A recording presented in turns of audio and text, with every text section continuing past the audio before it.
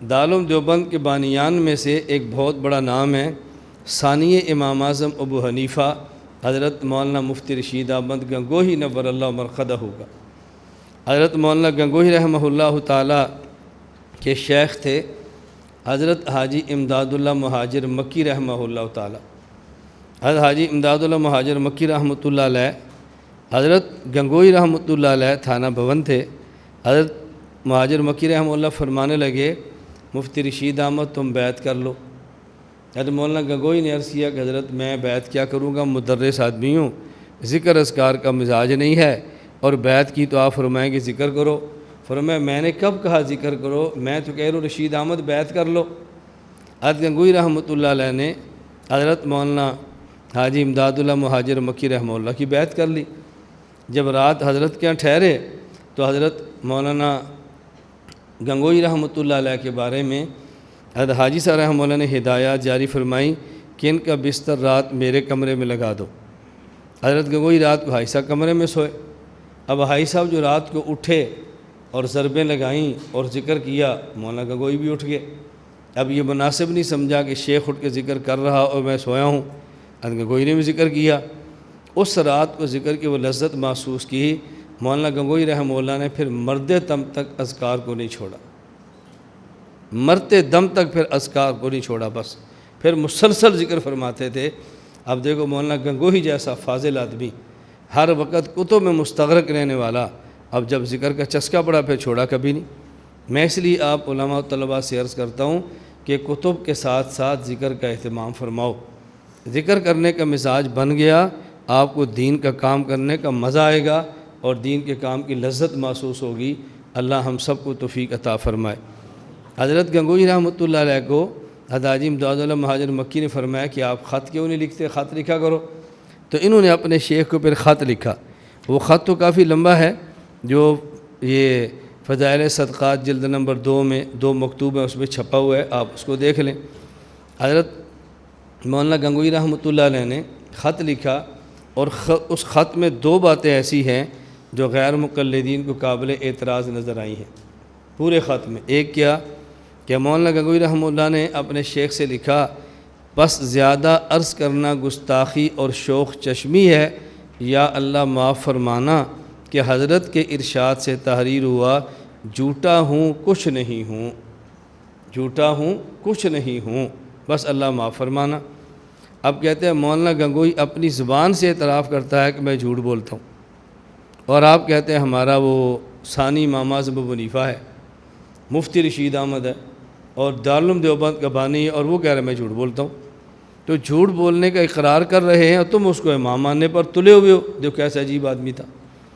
ہم نے کہا اس بنیاد پہ فتویٰ لگانا ہے تو صحیح مسلم میں ایک باب ہے، باب فضل دوام ذکر والفکر فی امور الآخرت والمراقبہ، یہ باب دیکھیں۔ اس کے تحت حضرت امام مسلم رحمہ اللہ ایک واقعہ نقل کیا ہے کہ حضرت حنظلہ رضی اللہ تعالی عنہ، ان کی ملاقات ہوئی حضرت ابو بکر صدیق رضی اللہ تعالی عنہ سے۔ تو حضرت ابو بکر صدیق نے پوچھا کیف انت یا حنظلہ، اے حنظلہ تمہارا کیا حال ہے؟ تو انہوں نے فرمایا نافق حنظلہ، میں تو منافق ہوں۔ صدیق اکبر نے کہا سبحان اللہ، ما تقول، آپ کیسی بات فرما رہے ہیں، صحابی رسول اور آپ فرماتے ہیں میں منافق ہوں۔ تو انہوں نے کہا ابو بکر سچی بات یہ ہے، نکون عند رسول اللہ صلی اللہ علیہ وسلم، ہم اللہ کے نبی کے پاس ہوتے ہیں، اللہ کے نبی جنت اور جہنم کی باتیں فرماتے ہیں، تو ہمیں ایسے محسوس ہوتا ہے جب اپنے آنکھوں سے جنت اور جہنم کو دیکھ رہے ہیں، اور ہماری کیفیت بالکل الگ ہوتی ہے۔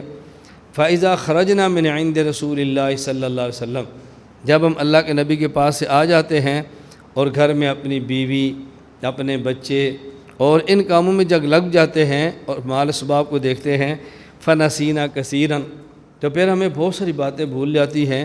وہاں جنت اور جہنم ایسے جیسے آنکھوں سے دیکھ رہے ہیں، اور گھر میں آ کر جنت اور جہنم یاد بھی نہیں رہتی، تو بالکل دل کی کیفیت بدل جاتی ہے۔ حضرت ابو بکر صدیق رضی اللہ عنہ فرمانے لگے حنظلہ جو کیفیت تمہاری ہے وہی کیفیت میری ہے، تو پھر چلیں رسول اکرم صلی اللہ علیہ وسلم کے پاس چلتے ہیں۔ یہ دونوں حضرت رسول اللہ صلی اللہ علیہ وسلم کے پاس حاضر ہوئے تو سیدنا صدیق اکبر نے کہا یا رسول اللہ، یہ حنظلہ ہے اور یہ کہتا ہے میں منافق ہوں، اور حضور نے فرمایا حنظلہ تو کیسی بات کرتا ہے؟ ان نے جو بات سیدنا صدیق اکبر سے عرض کی تھی وہی بات رسول اکرم صلی اللہ علیہ وسلم خدمت میں عرض کر دی۔ نبی کریم صلی اللہ علیہ وسلم نے فرمایا والذی نفسی بیدہ، قسم اس ذات کی جس کے قبضہ قدرت میں میری جان ہے، اِلَّوْ تَدُومُونَ عَلَىٰ مَا تَكُونُونَ عِنْدِي وَفِي الذِّكْرِ لَصَافَحَتْكُمُ الْمَلَائِكَةُ فِي الْفُرُشِ وَفِي الطُّرُقِ۔ فرمایا دیکھو جو کیفیت تمہاری میرے پاس ہوتی ہے، اگر یہی کیفیت تمہاری گھر میں بیوی اولاد اور اپنے اسباب مال و دولت کے اندر بھی رہے، تو پھر جب تم مدینہ کی گلیوں میں چلو اور تم بستروں پر لیٹو تو تم سے مصافحہ پھر فرشتے کیا کریں۔ معلوم ہوتا ہے جو کیفیت تمہاری میرے پاس ہے یہ کیفیت تمہاری گھر جا کر نہیں رہے گی، کیفیت بدل جاتی ہے۔ اب ہم کہتے ہیں گنگوئی نے فرمایا کہ میں جھوٹا ہوں تو آپ نے فتویٰ لگا دیا، حنظلہ فرماتے ہیں میں منافق ہوں تو تم لگاؤ فتویٰ۔ اگر اپنی زبان سے بندہ یہ کہے کہ میں جھوٹا ہوں اللہ معاف فرما دے، اس پر فتویٰ ہے تو صحابی تو کہہ رہے ہیں میں منافق ہوں۔ اب کوئی بندہ تمہیں یہ کہ حضرت حنظلہ خود کو منافق کہہ رہے ہیں اور تم حنظلہ کو صحابی مان رہے ہو، تو اس کا جواب دیں گے نا، وہی جواب مولانا گنگوئی رحمہ اللہ کی عبارت کا بھی نکل آئے گا۔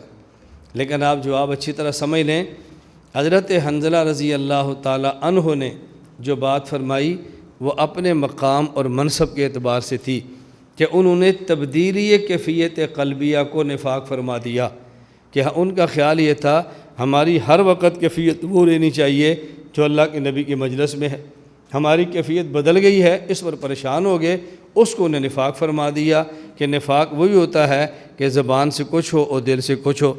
تو حضور کی مجلس میں کیفیت اور ہے، گھر میں اور ہے، تو کہ ہم منافق تو نہیں ہیں؟ اللہ کے پیغمبر نے فرمایا اس کو نفاق نہیں کہتے، یہ تبدیلی کیفیت قلبیہ یہ میری مجلس سے دوری کی وجہ سے ہے۔ ظاہر ہے جو برکات پیغمبر کی مجلس میں ہوتی ہیں وہ برکات وہ بیوی اور بچوں اور دولت کے ساتھ تو نہیں ہو سکتی، یہ تو طبیعی سی بات ہے۔ یہ بات اچھی طرح سمجھ لیں۔ حضرت گنگوئی نے اسی طرح اپنے مقام کے اعتبار سے فرمایا کہ ہم نے عالم ارواح میں جب اللہ نے فرمایا تھا الستُ بربکم تو ہم نے بلا کہا تھا، کیوں نہیں؟ تو عالم ارواح میں وعدہ کر کے آئے تھے ہمیشہ آپ کی بات مانیں گے، اور یہ کتنی باتیں جو ہم نہیں مان سکتے غلط کام کرتے ہیں، تو مجھے لگتا ہے کہ ہم نے جھوٹ تو نہیں بولا، ہم نے وہاں کیا کہا تھا اور یہاں کیا کرتے ہیں، تو ایسا لگتا ہے جیسے میں جھوٹا ہوں۔ حضرت دعا فرما دے اللہ تعالیٰ معاف فرما دے۔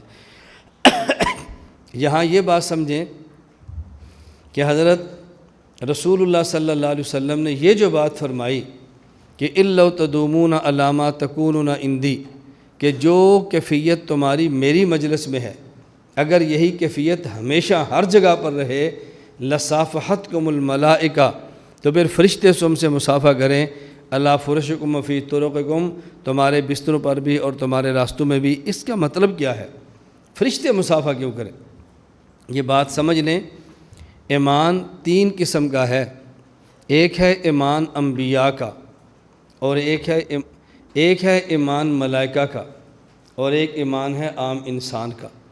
انبیاء کا ایمان یہ ہے کہ انبیاء کے ایمان کی کیفیت ہمیشہ بڑھتی رہتی ہے، اور ملائکہ کا ایمان یہ ہے کہ ملائکہ کے ایمان کی کیفیت وہ ایک جگہ پہ کھڑا رہتا ہے، اور امت کا ایمان یہ ہے اس کی کیفیت کبھی اوپر جاتی ہے اور کبھی نیچے جاتی ہے۔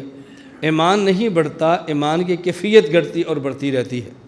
اس لیے امام صاحب فرماتے ہیں نا کہ الایمان لا یزید ولا ینقص، ایمان زیادہ کم نہیں ہوتا، ایمان کی کیفیت کم زیادہ ہوتی ہے۔ تو میں نے اس لیے بتایا کہ ایمان انبیاء کا یہ ہے کہ جس کی کیفیت ہمیشہ بڑھتی ہے، اور ایمان ملائکہ کا کہ جو ایک جگہ پہ رہتا ہے، اور ایمان عام انسان کا وہ اس کی کیفیت کبھی بڑھ جاتی ہے کبھی کم ہوتی ہے۔ اب اللہ کے نبی نے کیسی عجیب تعبیر اختیار فرمائی ہے کہ جو کیفیت تمہارے ایمان کی میری مجلس میں ہے اگر یہی کیفیت تمہارے ایمان کی بیوی بچوں اور گھر میں ہو تو پھر ملائکہ تم سے مصافحہ کرا۔ کیوں؟ ایمان کی کیفیت کا ایک جیسا ہر جگہ پہ رہنا یہ ایمان امت انسان کا نہیں ہے بلکہ ایمان فرشتوں کا ہے۔ تو پھر تمہاری کیفیت عام انسانوں کے ایمان سے نکل کے فرشتوں والی کیفیت میں چلی گئی، تو پھر تم سے مصافحہ انسان نہ کریں بلکہ فرشتے کریں۔ لیکن تمہاری کیفیت چونکہ اوپر نیچے ہوتی رہتی ہے اس لیے تم سے فرشتے مصافحہ نہیں کریں گے، عام انسان ہی کریں گے۔ یہ بات اچھی طرح سمجھ لیں۔